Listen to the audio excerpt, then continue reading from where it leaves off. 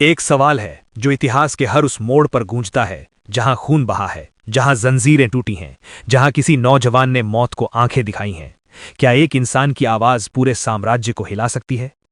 23 मार्च 1931, Lahore central jail. रात के 7:33। तीन नौजवान, जिनकी उम्र मिलाकर भी 100 साल नहीं बनती, फांसी के तख्ते की तरफ बढ़ रहे हैं। उनके चेहरे पर डर नहीं है, थकान नहीं है, बल्कि एक अजीब सी मुस्कान है। वो मुस्कान जो उन लोगों के चेहरे पर आती है जो जानते हैं कि वो हार नहीं रहे, वो अमर हो रहे हैं। उनमें से एक का नाम है भगत सिंह। उम्र 23 साल। और जब उसने फांसी का फंदा अपने गले में खुद डाला तो उसके होठों पर एक नारा था, इनकलाब जिंदाबाद। ये कहानी सिर्फ एक इंसान की नहीं है, ये कहानी है एक विचार की जो आज भी जिंदा है। 28 सितंबर 1907, पंजाब के जिला लायलपुर में बंगा गांव के किसान परिवार में एक बच्चे का जन्म होता है। नाम रखा जाता है भगत, मतलब भक्त।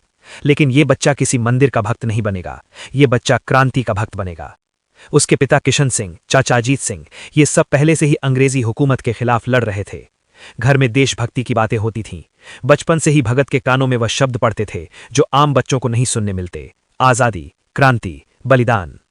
कहते हैं कि जब भगत बहुत छोटे थे तो खेतों में जाकर मिट्टी में बंदूकें बोते थे। जब घर के लोगों ने पूछा ये क्या कर रहे हो, तो उन्होंने जवाब दिया, बंदूकें उगा रहा हूं ताकि अंग्रेजों को भगा सकूं। ये सिर्फ बच्चे की मासूमियत नहीं थी, ये एक आने वाले तूफान की पहली हवा थी। 1919, भगत की उम्र है 12 साल। पंजाब के अमृतसर में एक बगीचा है, जलियांवाला बाग। 13 अप्रैल 1919, बैसाखी का दिन। हजारों लोग इकट्ठा हुए हैं, औरतें, बच्चे, बुजुर्ग। कुछ नाचने आए हैं, कुछ मेला देखने, कुछ बस एक दिन की खुशी ढूंढने। और तभी जनरल डायर आता है। बिना किसी चेतावनी के गोलियां चलने लगती हैं। 10 मिनट, सिर्फ 10 मिनट में 1650 राउंड गोलियां। और जब धुआं छटा तो वहां सिर्फ लाशें थीं, सैकड़ों लाशें। कुएं में कूद कूद कर मरे लोग, दीवारों पर गोलियों के निशान, खून से लाल जमीन। अगले दिन 12 साल का भगत वहां पहुंचा। उसने उस मिट्टी को उठाया जो अभी तक खून से भीगी हुई थी और उसे एक बोतल में भर लिया। वो मिट्टी उसने जिंदगी भर संभाल कर रखी, क्योंकि उस दिन उस बच्चे के भीतर कुछ बदल गया था। एक आग जली थी जो कभी नहीं बुझी। भगत सिंह बड़े हो रहे थे और उनके साथ उनके सवाल भी बड़े हो रहे थे। उनके परिवार ने उनकी शादी की बात चलाई। पंजाब में उस जमाने में बचपन में ही रिश्ते तय हो जाते थे, लेकिन भगत ने मना कर दिया। उन्होंने घर छोड़ दिया, एक चिट्ठी छोड़ी जिसमें लिखा था, मेरी जिंदगी एक मकसद के लिए वक्फ हो चुकी है, देश की आज़ादी। इसलिए मेरी जिंदगी में कोई आराम नहीं, कोई सुकून नहीं, कोई दुनियावी खुशी नहीं। 13-14 साल की उम्र में जब बाकी बच्चे खेल रहे थे, यह साधारण नहीं था। Lahore national college. भगत ने यहां पढ़ाई की और यहीं उनकी मुलाकात हुई उन विचारों से जो उन्हें पूरी तरह बदल देंगे। वो पढ़ रहे थे कार्ल मार्क्स, लेनिन, बाकुनिन। वो समझ रहे थे कि अंग्रेजी राज सिर्फ बाहरी दुश्मन नहीं है, ये एक व्यवस्था है जो गरीब को गरीब रखती है, अमीर को अमीर। उनके दोस्त थे सुखदेव, राजगुरु, चंद्रशेखर आजाद। ये 4 नाम इतिहास के सबसे खतरनाक दोस्त। 1926, हिंदुस्तान रिपब्लिकन एसोसिएशन। भगत इस क्रांतिकारी संगठन से जुड़ गए और जल्द ही यह संगठन बना Hindustan socialist Republican association, HSRA। मकसद था अंग्रेजी हुकूमत को उखाड़ फेंकना, लेकिन सिर्फ आज़ादी नहीं, एक समाजवादी आज़ादी, जहां न कोई शोषक हो न शोषित। यह सिर्फ क्रांति नहीं थी, ये एक दर्शन था। अक्टूबर 1928, लाला लाजपत राय, पंजाब का शेर, भारत का एक महान नेता। साइमन कमीशन के खिलाफ लाहौर में शांतिपूर्ण जुलूस निकल रहा था। अंग्रेज हुकूमत ने लाठी चार्ज करवाया। Superintendent of police James Scott ने लालाजी पर सीधे लाठियां बरसाने का हुक्म दिया। लालाजी बुरी तरह घायल हुए। 17 नवंबर 1928 को उनका निधन हो गया। पूरा देश सदमे में था। भगत सिंह के भीतर वो आग और भड़क उठी। उन्होंने कसम खाई, इसका बदला लिया जाएगा। 17 दिसंबर 1928, लाहौर। दोपहर की धूप में भगत सिंह, राजगुरु और जयगोपाल तीनों एक योजना को अंजाम देने निकले। लेकिन एक गलती हो गई। वो जेम्स स्कॉट को पहचान नहीं पाए और उन्होंने गोली चला दी एक दूसरे अफसर पर, जॉन सॉन्डर्स पर। सॉन्डर्स मारा गया। भगत और उनके साथी भाग निकले। अगले दिन लाहौर की दीवारों पर पोस्टर चस्पा थे, हमने लाला लाजपत राय का बदला ले लिया है, अंग्रेजी साम्राज्यवाद मुर्दाबाद। पुलिस हरकत में आ गई। पूरे पंजाब में छापे पड़ने लगे।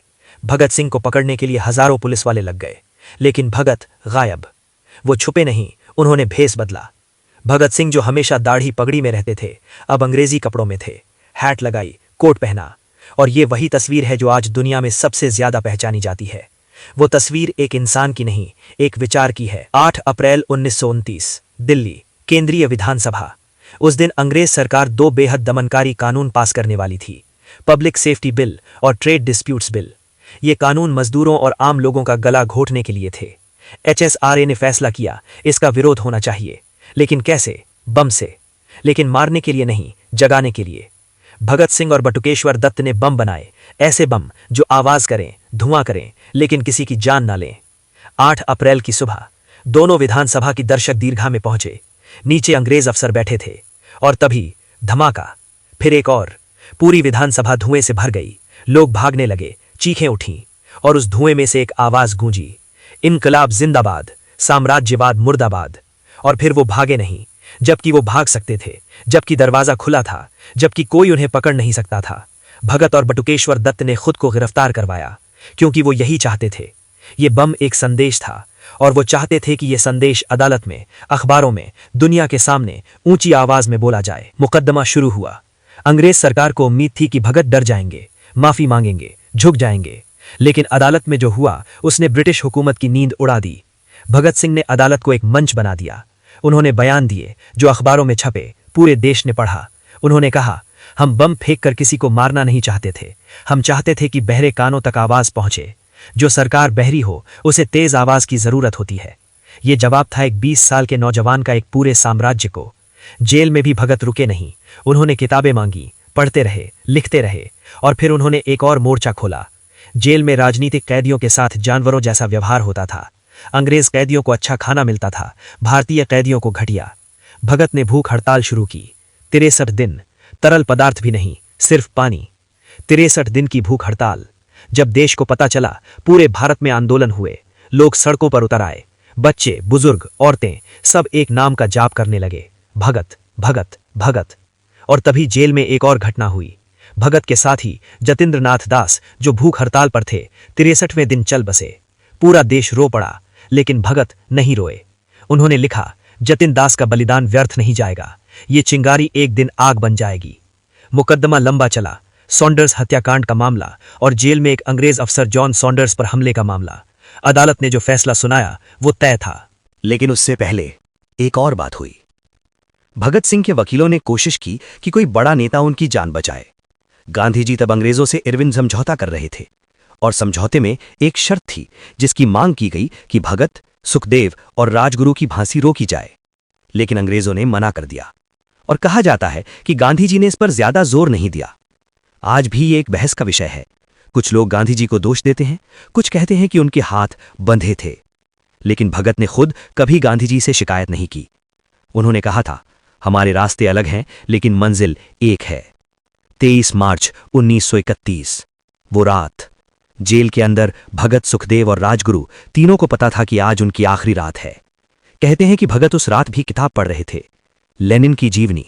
जब जेलर आया और कहा, भगत वक्त आ गया, तो भगत ने उंगली उठाई, रुको, एक पन्ना बाकी है। वो पन्ना खत्म करके उन्होंने किताब बंद की और उठ खड़े हुए। तीनों ने गले मिले और जब फांसी की तरफ चले तो उनके होठों पर गाना था, मेरा रंग दे बसंती चोला।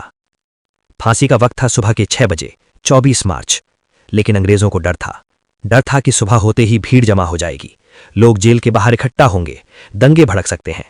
इसलिए उन्होंने फैसला किया, फांसी रात को ही दे दो। 23 मार्च 1931 रात के 7:23। तीनों को एक साथ फांसी दी गई। 23 साल, 24 साल, 22 साल, 3 नौजवान, 3 जिंदगियां, 3 सपने एक ही झटके में खत्म। लेकिन अंग्रेजों की मुसीबत यहां खत्म नहीं हुई। उन्होंने लाशें परिवारों को देने से भी डर गए। रात को ही चुपके से जेल की पिछली दीवार तोड़कर लाशें बाहर निकाली गईं। सतलुज नदी के किनारे हुसैनी वाला में अंधेरे में जल्दी जल्दी अंतिम संस्कार करने की कोशिश हुई। लेकिन जब गांव वालों को पता चला, वो भाग आए। अंग्रेज अफसर डर गए और भाग खड़े हुए। गांव वालों ने पूरी श्रद्धा के साथ तीनों का अंतिम संस्कार किया। वो अंग्रेज जो पूरी दुनिया पर राज करते थे, 3 नौजवानों की लाश से डर गए। अगली सुबह पूरे हिंदुस्तान में जब लोगों को पता चला, एक चीख उठी। बाजार बंद हो गए, स्कूल बंद हो गए, लोग सड़कों पर निकल आए और एक नारा था, भगत सिंह जिंदाबाद।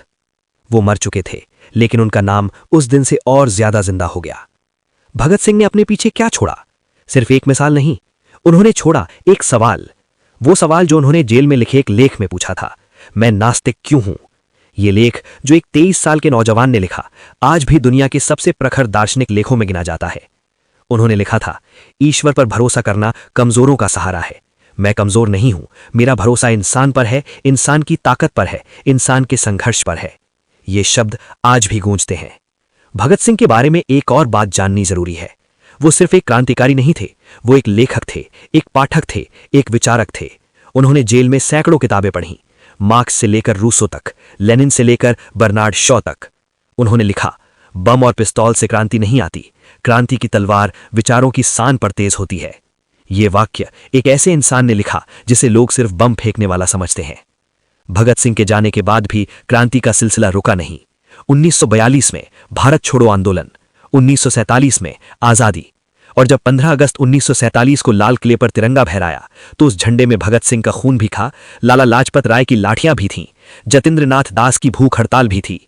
आजादी सिर्फ एक राजनीतिक घटना नहीं थी, वो लाखों सपनों का पूरा होना था। आज 2024 में भगत सिंह की तस्वीर दुनिया के सबसे ज्यादा इस्तेमाल होने वाले आइकन्स में से एक है। टी शर्ट पर, पोस्टर पर, दीवारों पर। लेकिन एक सवाल है, क्या हम सच में उन्हें याद करते हैं? क्या हम याद करते हैं कि उन्होंने क्या कहा था जाति के बारे में, धर्म के बारे में, गरीबी के बारे में? भगत सिंह ने लिखा था, अगर आजादी के बाद भी यहां गरीब गरीब रहा और अमीर अमीर, तो ये आजादी झूठी है। ये सवाल आज भी उतना ही जरूरी है। एक आखिरी बात, जेल में एक बार किसी ने भगत से पूछा, क्या तुम्हें डर नहीं लगता? भगत ने जवाब दिया, डर उसे लगता है जिसके पास खोने के लिए बहुत कुछ हो। मेरे पास खोने के लिए सिर्फ एक जिंदगी है, और वो मैंने पहले ही देश को दे दी। 23 साल में उन्होंने वो कर दिखाया जो बड़े बड़े इंसान पूरी उम्र में नहीं कर पाते। वो हंसते हुए फांसी पर चढ़े, वो गाते हुए मरे, और उनकी मौत ने एक साम्राज्य को कांपने पर मजबूर कर दिया। इतिहास बहुत लंबा है, बहुत जटिल है, लेकिन कभी कभी इतिहास एक नाम में सिमट जाता है, एक तस्वीर में, जिसमें एक नौजवान हैट पहने तुम्हारी आंखों में देख रहा है, और वो तस्वीर पूछ रही है, तुम क्या कर रहे हो? भगत सिंह मरे नहीं, भगत सिंह एक सवाल बन गए, और ये सवाल तब तक जिंदा रहेगा जब तक जमीन पर एक भी इंसान है जो आजादी के मायने समझता है, जब तक एक भी दिल है जो अन्याय देखकर धड़कता है, जब तक एक भी आवाज है जो कह सके, इनकलाब जिंदाबाद।